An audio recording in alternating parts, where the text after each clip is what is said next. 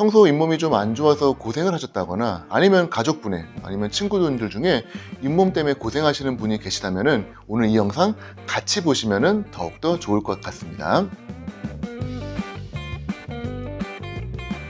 치과 검진은 적어도 이만큼에 한 번씩은 가야 된다. 네, 저는 치과에 한 번도 간 적이 없습니다 라고 되게 자랑하시는 분들이 계시는데요.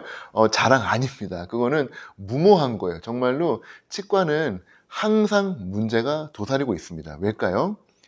항상 음식을 먹거든요. 음식이 낄 수밖에 없고요. 정말 칫솔질을 완벽하게 하시는 분은 세상에 존재하지 않습니다. 게다가 입안은 따뜻해요. 그리고 촉촉합니다. 세균들이 성장하기엔 너무 좋은 최적의 환경이에요. 세균을 거의 키우고 있는 곳이거든요. 당연히 충치가 있거나 잇몸병이 생길 수밖에 없어요. 그렇기 때문에 치과 질환이 하나도 없는 분 사실 존재할 수는 없습니다. 그렇기 때문에 치과에 오셔서 그 문제가 생기기 전에 검진을 받는 게 되게 중요한데요. 그 기간을 어떻게 보느냐? 기본적으로는 저희가 1년에 한 번 정도 오는 거를 추천을 드립니다. 다만 여기에 하나씩 조건이 붙어요. 크라운이 씌워져 있다. 그러면은 6개월에 한 번. 여기에 흡연이나 당뇨, 기저질환이 있다. 그러면 4개월에 한 번. 그런데 칫솔질이 안 좋다. 그럼 3개월에 한 번. 뭐 이렇게 해서 표가 저희는 있습니다. 그 표를 토대로 환자분의 내원 주기를 결정을 하게 되거든요. 그 내원 주기를 나오는 여러 가지 공식들이 있는데 그 중에 사실은 큰 것들이 흡연이 아주 크고요. 그리고 구강 내에 안 좋은 형태의 크라운이나 보철물이 있는 경우, 그리고 당뇨가 있는 경우, 그리고 이미 잇몸뼈가 녹아 있는 경우, 이러한 분들은 3개월에서 6개월 사이에 한 번씩 꼬박꼬박 오시는 게 좋고요. 아직 나는 거기에 해당 사항이 없습니다 하시는 분들은 1년에 한 번, 조금 자주 오시면 6개월에 한 번씩 오시면 좋은데, 신기한 거는 잇몸 좋으신 분들이 더 자주 오시고요. 이분은 자주 오셔야 될 분들이 잘 안 오세요. 거꾸로입니다. 그래서 잇몸이 좀 안 좋으신 분들일수록 좀 더 자주. 그리고 나는 좀 지병이 있다. 그리고 입안에 보철물이 너무 많아요. 이러신 분들은 조금 더 자주 오시면 좋을 것 같아요. 치통은 이렇게 갑자기 나타나요. 이렇게 몰려 나타나요. 치통의 종류에 따라 조금 다른데요. 충치가 생겨가지고 생기는 치통은 꼭 밤에 옵니다. 이거 되게 신기해요. 특히 새벽녘에 이제 자다가 깨가지고 너무 아파서 얼음을 물면 또 시원해지거든요. 전형적인 치수염이라고 부르는데 치주염이랑 좀 다른 거예요. 치주염은 잇몸에 생긴 염증이고요. 치수염은 치아 안에 들어가 있는 신경이 생긴 통증인데 이게 염증이 생기면은 어디 빠져나갈 공간이 없어요. 압력이 정말 꽉 차다 보니까 폭발하기 직전의 그 정말 불편감. 그래서 치아에 구멍을 뽕 뚫는 순간 하면서 압력이 사라지니까 불편감이 사라지는 경우를 많이 봅니다. 이러한 충치로 인한 통증은 대부분 주무시는 밤에 많이 오고요. 잇몸병은 좀 아침에 많이 와요. 신기하게도 그 전날 밤 때문에 생깁니다. 그 전날 밤에 밤새 음주 가무 탬버린 치시고 술 많이 드시고 몸이 피곤하다. 아침에 깼는데 뻐근해요. 왜 이러지? 칫솔질하고 이제 일과를 시작을 하시죠. 그때 통증이 많이 옵니다. 그렇기 때문에 낮과 밤에 따라 통증의 양상이 조금 다르고요. 대부분 몸의 면역성이 떨어지고 몸이 힘들고 음식이 꼈는데 못 빼셨기 때문에 생기는 증상인데, 이게 가장 큰 문제가 고름이 잡히면요, 뼈가 싹 녹아버립니다. 고름이 잡혔다 하는 거는 이거는 돌이킬 수 없는 손상이 생긴 거기 때문에 그거 생기기 전에 사실은 예방을 해야 되는데 대부분 묵혔다가 오시거든요. 그때가 가장 큰 좀 문제가 되니까 그것만 좀 잘 피하셔도 좋을 것 같아요. 기억나는 환자들이 있으세요? 이렇게 아프지 않아서 네. 너무 아파서 왔다던가 이렇게 좀 젊은 여자분이었는데요. 잇몸이 부었다고 오셨어요. 그래서 잇몸이 부었는데 너무 많이 부어가지고 치아를 다 덮은 거예요. 그 정도로 붓기가 사실 쉽지는 않거든요. 그래서 이상하다 하고 잇몸치를 했습니다. 근데 너무 이상하다 보니까 혹시 모르니까 우리 피검사를 조금 하고 가시라고 해서 응급실에 피검사를 하시고 가셨어요. 근데 진료를 남은 다음 분도 보고 있는데 전화가 온 거예요. 응급실에서. 환자분 어디 가셨어요? 집에 가셨는데요. 빨리 전화하셔서 택시 타고 다시 돌아오시라고 해주세요. 왜요? 했더니 지금 가시면 위독하실 수도 있습니다. 뭔가요? 백혈병입니다. 라고 하셨어요. 류케미아라고 하죠. 백혈병의 하나의 특징적인 사인 중에 하나가 잇몸이 붓고 피가 나요. 근데 또 이거 보고 막 저 백혈병 아닌가 오실까봐 걱정이 나긴 하는데 정말로 어마어마하게 부으셨어요. 그래서 사실은 그분을 이제 잇몸 치료하고 그 다음에 백혈병이라는 걸 밝혀서 항암 치료를 하고 나중에 휠체어 타고 저희 치과에 오셔가지고 잇몸 치료해서 결국은 이제 완치를 받으셨는데 그래서 사실은 치과에서 전신질환을 밝혀가지고 환자분의 생명을 구했던 경험이 몇 번 있습니다. 그래서 잇몸이 전신의 어떤 사인이에요.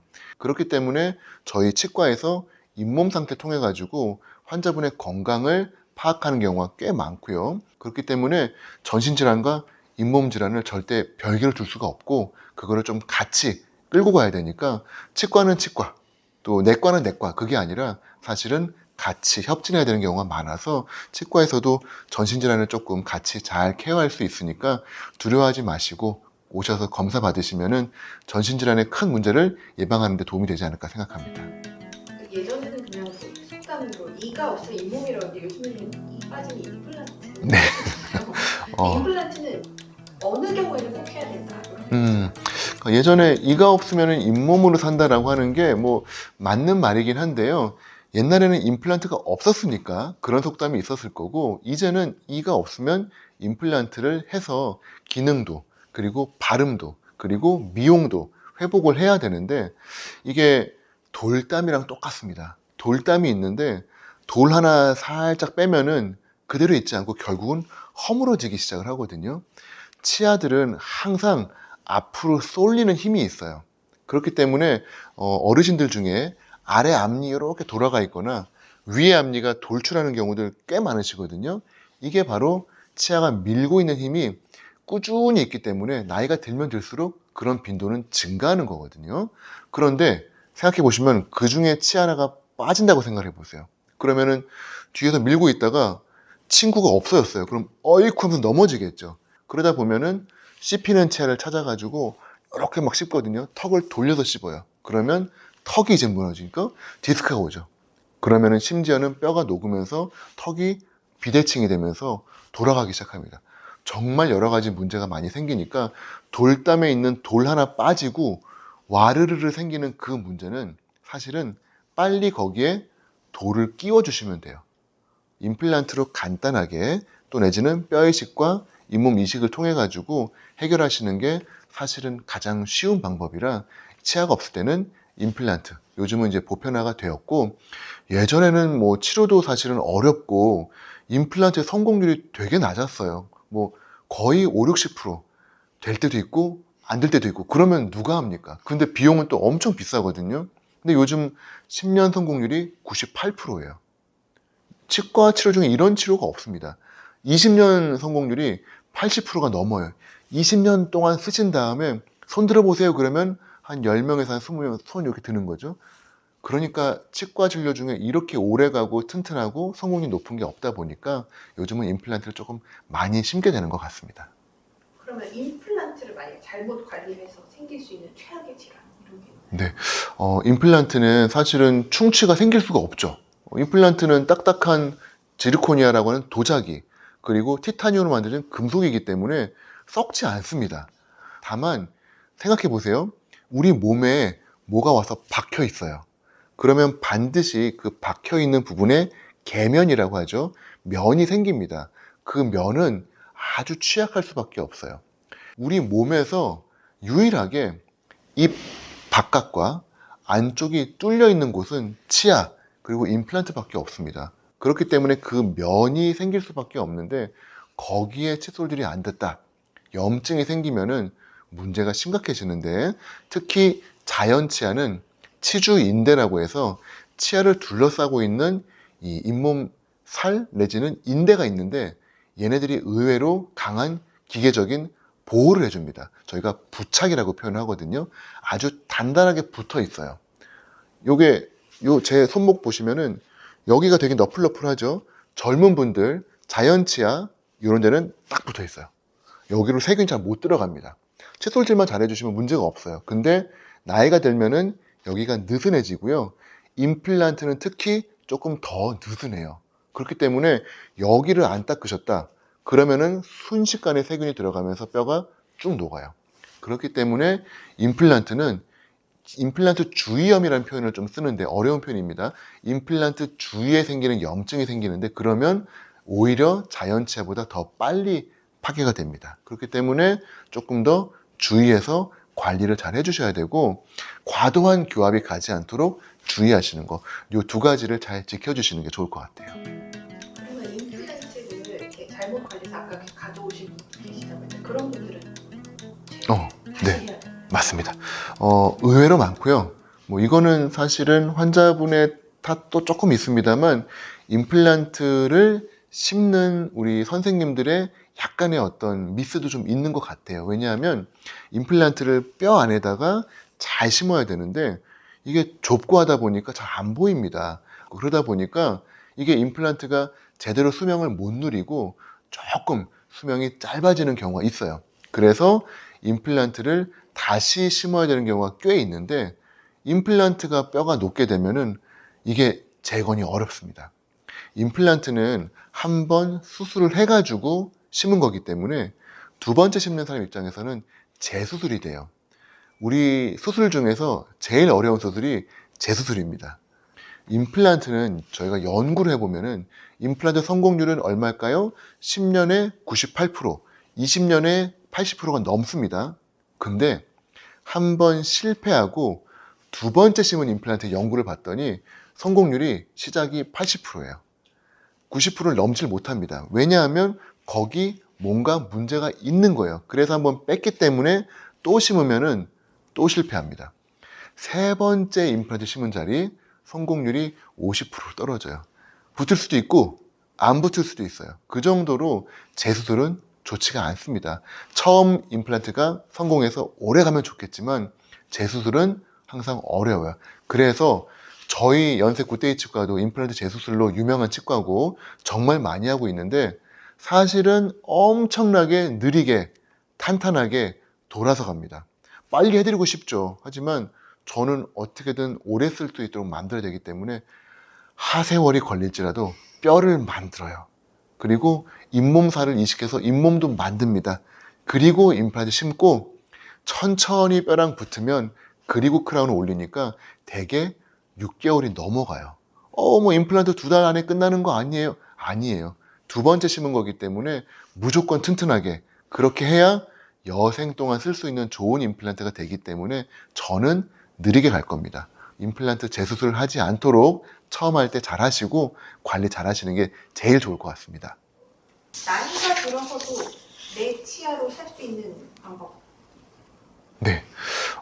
내 치아로 평생 누릴 수 있다면 사실은 저희가 뭐 치아는 오복 중에 하나라고 뭐 표현을 많이들 하시는데 뭐 복이 많죠. 근데 여러 가지 복도 있습니다만 정말로 자기 치아로 씹는 재미 누리면서 맛있는 거 드시는 즐거움이 사실은 너무너무 큰 즐거움인 것 같아요.